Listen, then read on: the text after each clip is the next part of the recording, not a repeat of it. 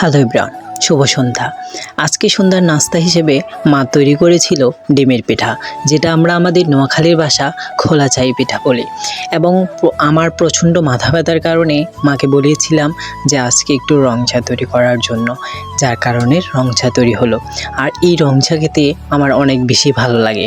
Actually আমি আমার লাইফের আমার প্রতিদিন এক কাপ চা না হলে আমার হয় না, যার কারণে সেটা হোক বা দুধ চা হোক বা রং চা। আর আজকে তো আরও বেশি প্রবলেম, সেটা হচ্ছে আমার মাথা ব্যথা, যার কারণে আমি আমার মাকে বললাম যে একটু রং চা তৈরি করে দেওয়ার জন্য আমাকে ভালো করে।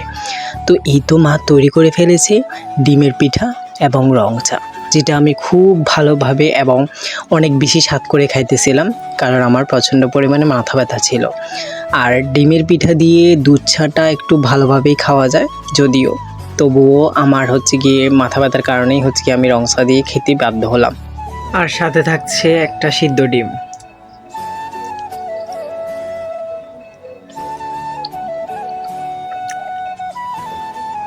বরাবরের মতোই আমি সিদ্ধ ডিম খেতে অনেক পছন্দ করি। আর এটা হচ্ছে হাঁসের ডিম, সিদ্ধ হাঁসের ডিম। আমি ভাজি ডিম থেকেও আমার সিদ্ধ ডিম অনেক বেশি ফেভারিট। আমি সিদ্ধ ডিম আমাকে যত দিবে আমি ততই খেতে পারবো, কিন্তু ভাজি ডিম মনে হয় এত খেতে পারবো না, এরকম বিষয়টা।